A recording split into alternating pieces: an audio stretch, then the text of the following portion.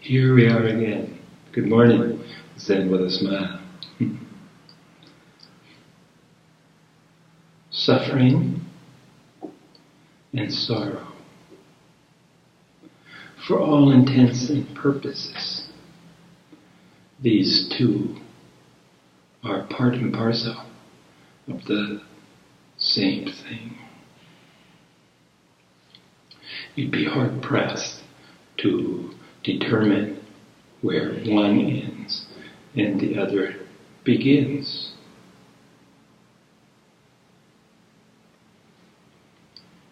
And sorrow and suffering are undeniably a large part of our human condition. But there's also joy, joyous moments that need to be recognized and celebrated. The birth of a child, the subsequent marriage of that child, better yet, birth of grandchildren. These are big, huge, landmark joys in life.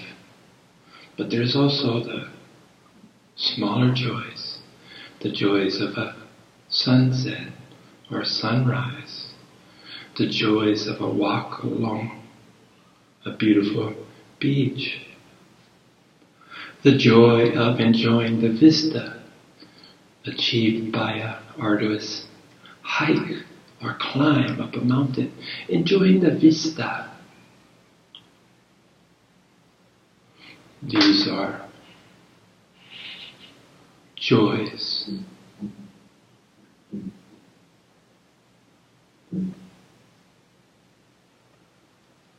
There's as far as I'm concerned, the most misunderstood precept of the Buddhist canon is life is suffering. I've heard a lot of criticism of Buddhism. I said, what a negative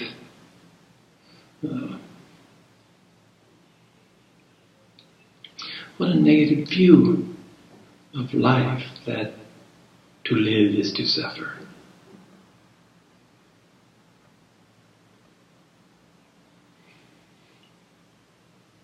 Well, we've just established that life does have suffering, sorrows, but it also undeniably has joys.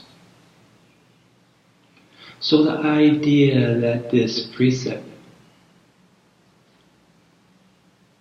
all life is suffering, contravenes and negates the joyous elements of our existence, never sat well with me.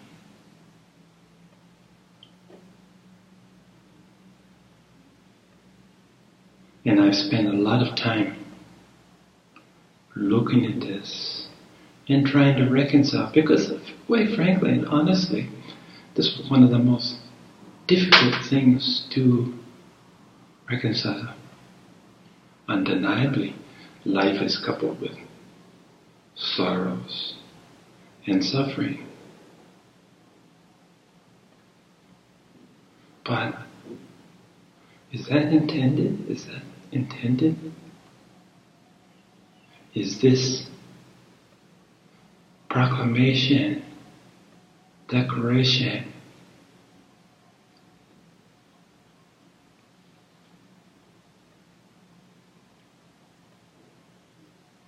or simply an observation of the condition of life? Well, I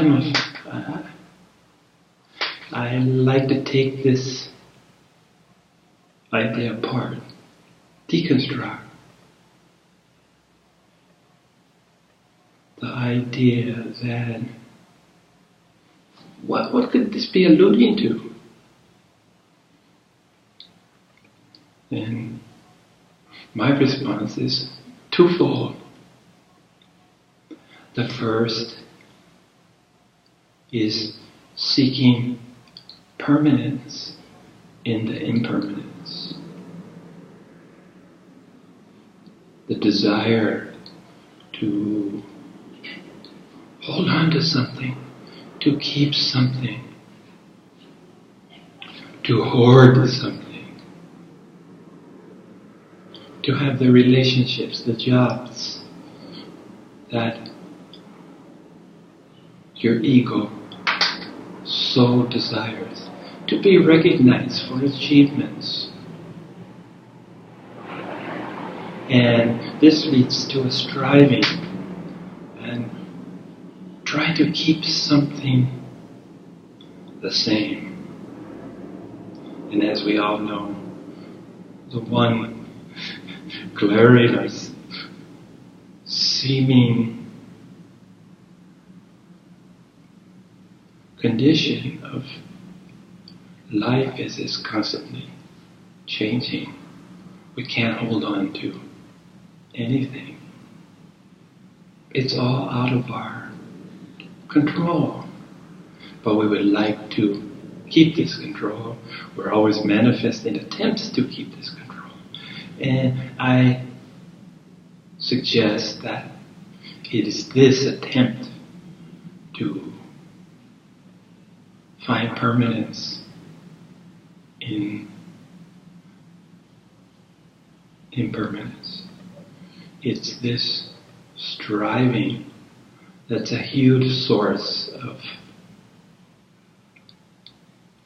suffering. As much as we like to keep things the same,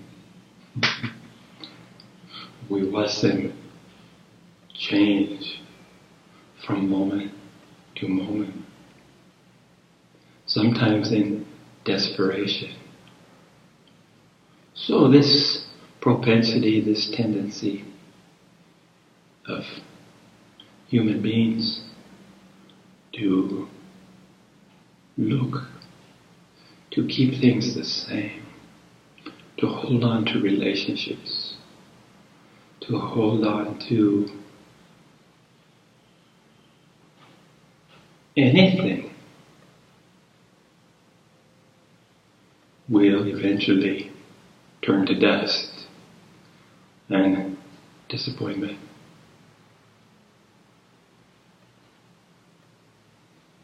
Learning to look for permanence,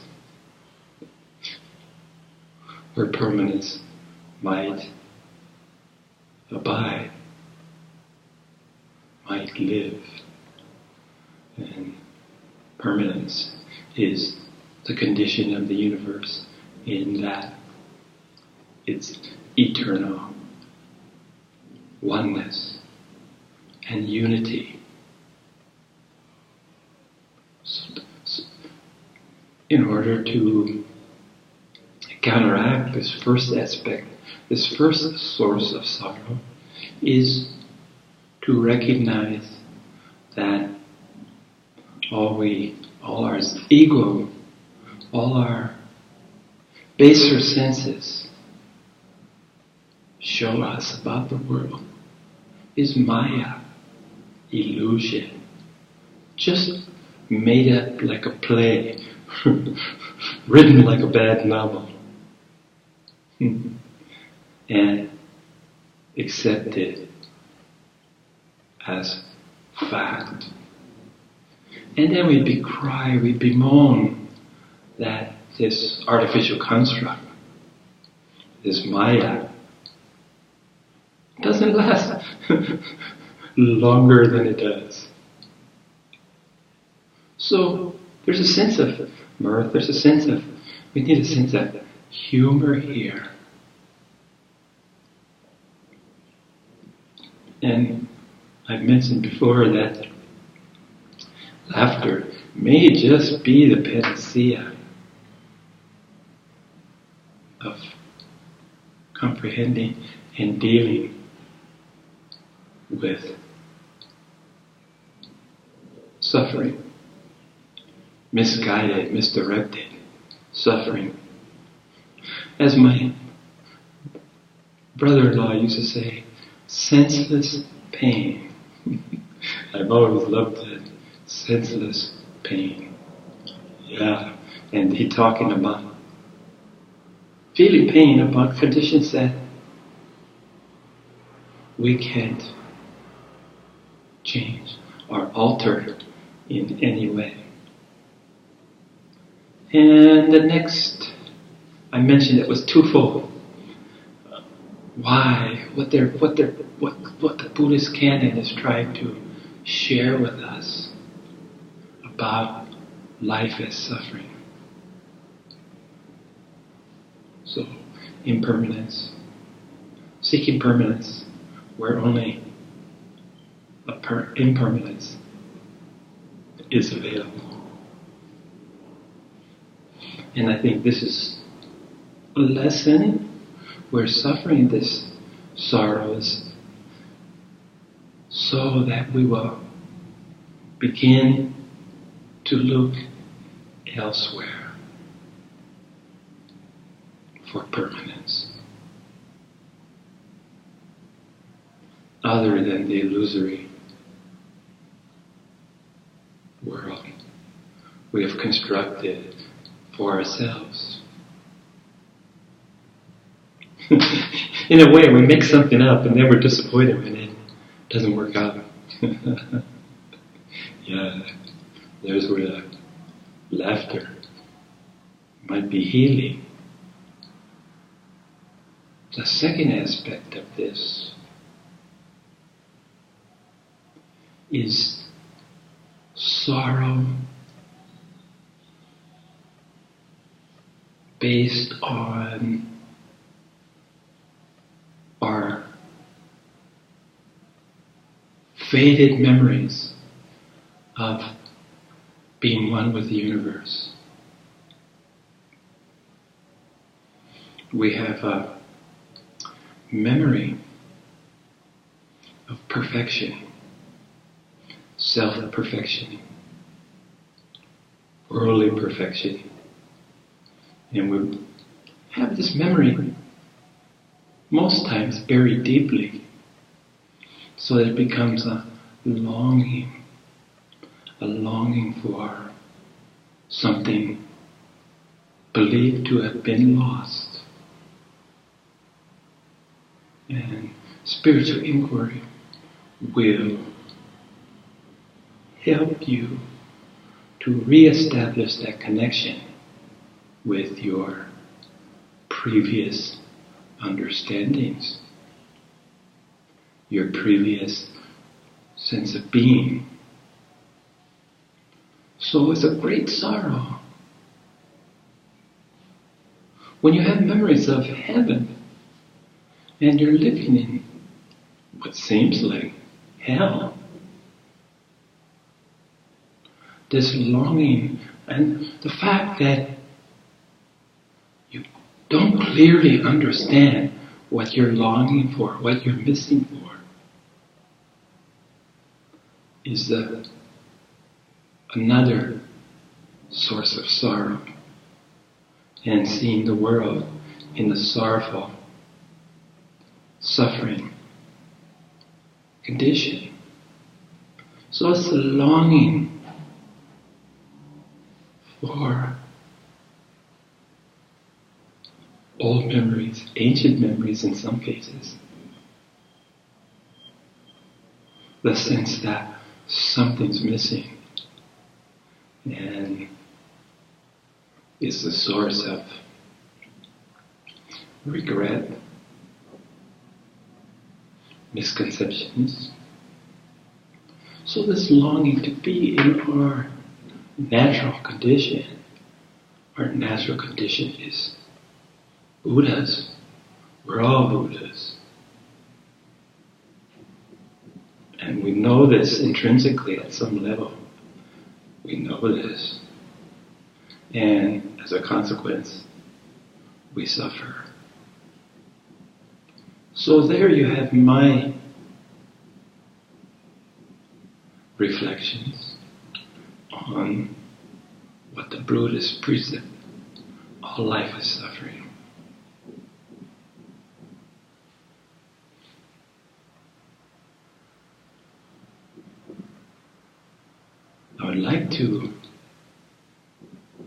suggest maybe what you might be called a radical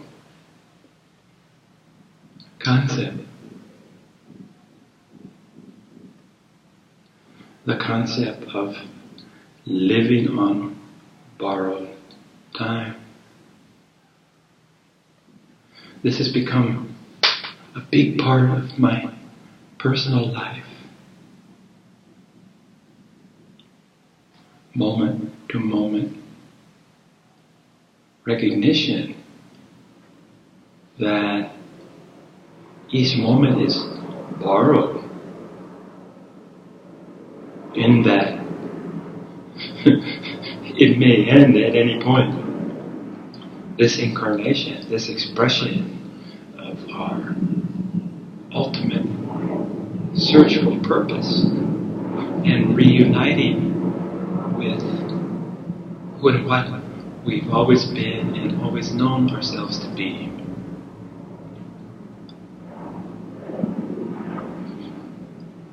We're given the gift of life to progress, to learn, to pay our karmic debts. In the ultimate pursuit of arriving at our original and permanent conditions. But we're doing this on borrowed time. And I don't use this to alarm you or make you even more worried about the end. The end as we understand it in our limited 5 sense, lower sensory perception. I use it in the sense that we should cherish the time we have. In all my relationships, I use the same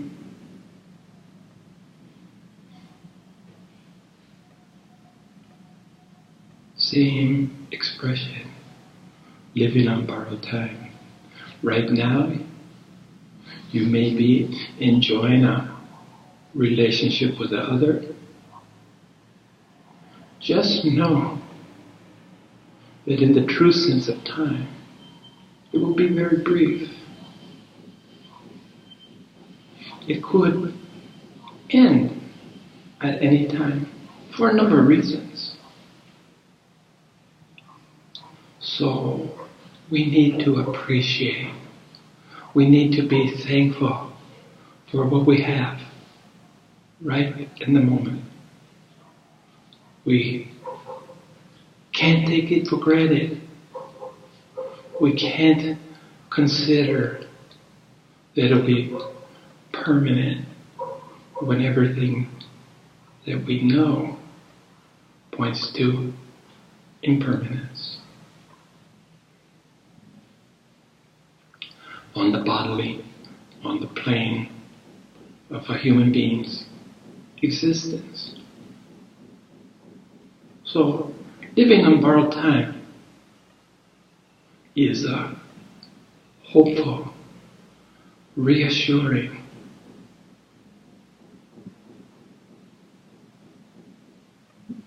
way for me to deal with things beyond my control, to appreciate, to accept that anything is up for change.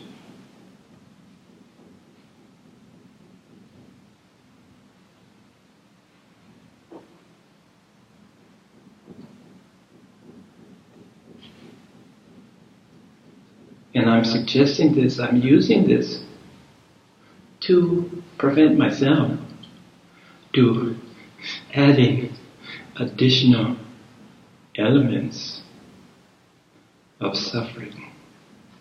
If my primary relationship ends, Will I suffer?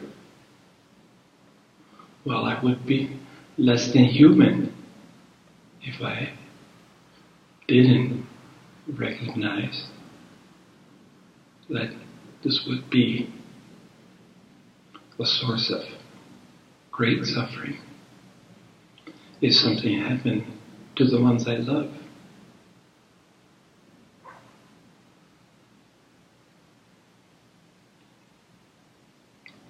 Of course, I would suffer, and I need to look at my twofold sources for sorrow and suffering. And the first, expecting permanence in an impermanent world.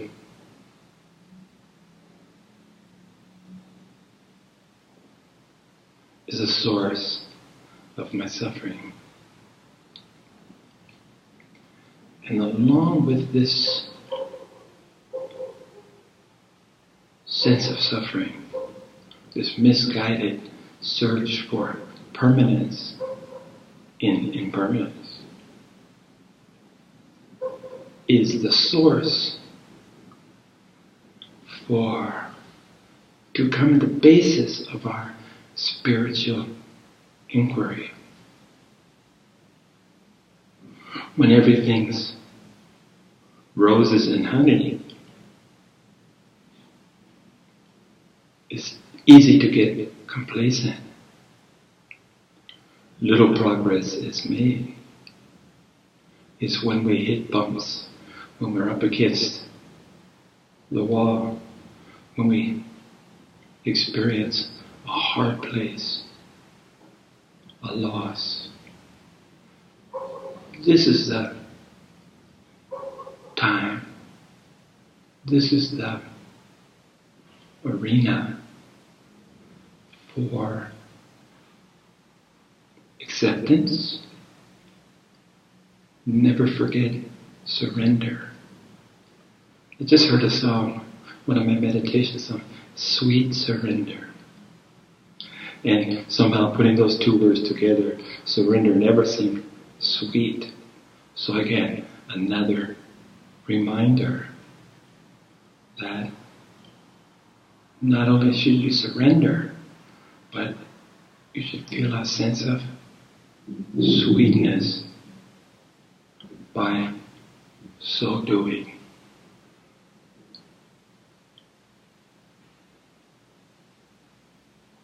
Again, out of these trials and tribulations come opportunities. This is when you make your real growth. To me, the measure of a man is not his behavior when everything's going his way, roses and honey. The measure of a man's mettle, the true understanding of a person, is to observe them in times of failure, in times of loss, in times of sorrows, and in times of suffering. How does this person respond to the vagaries of life?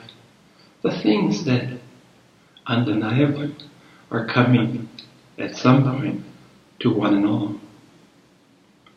How do you cope? How do you deal?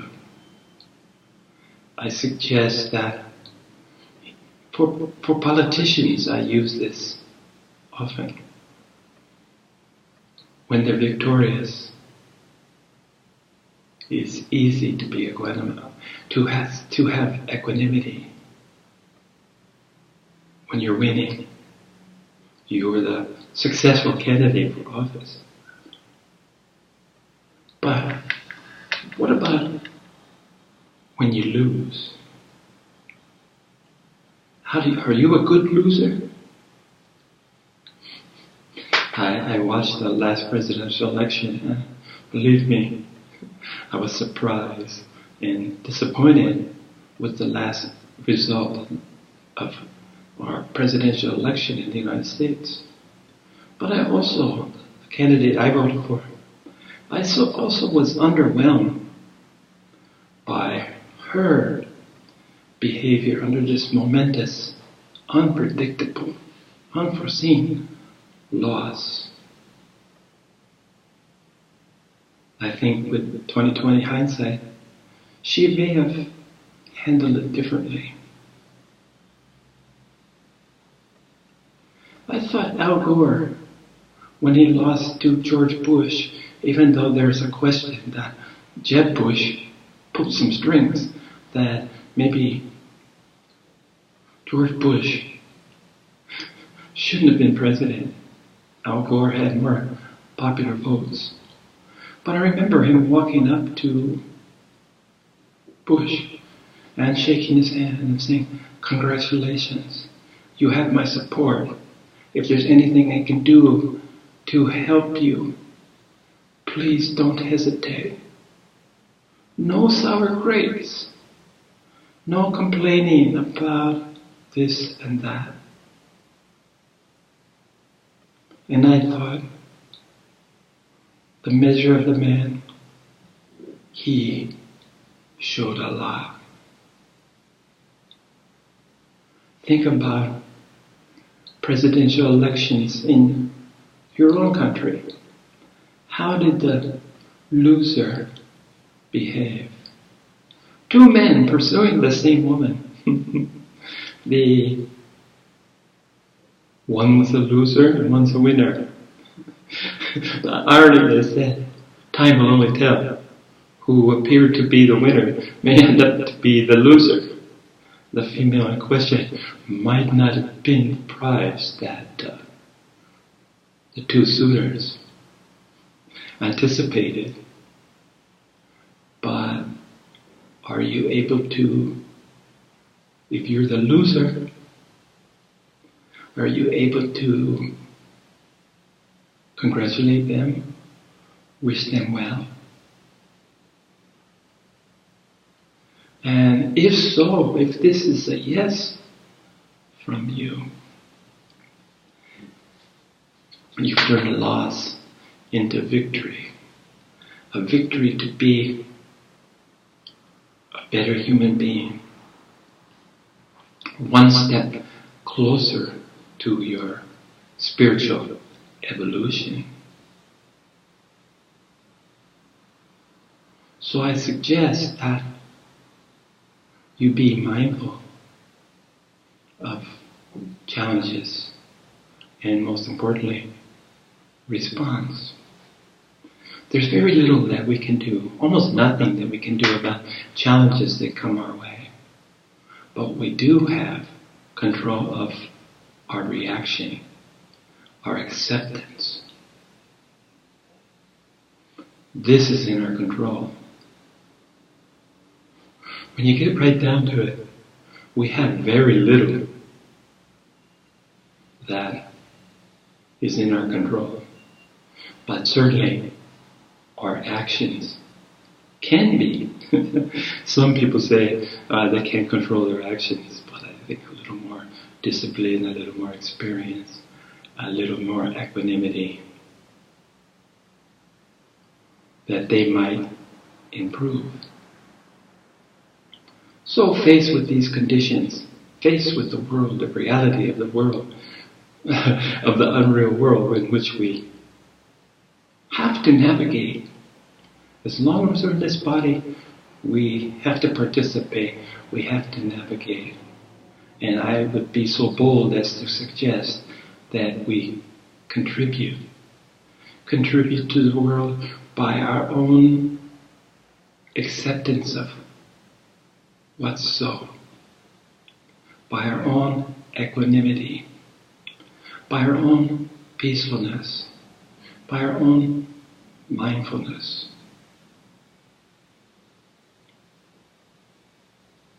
And this is what living on borrowed time helps me to remember, helps me to keep both feet on the ground, helps me, most importantly, helps me to appreciate and to voice appreciation. Or better yet, it's easy to say, I love you.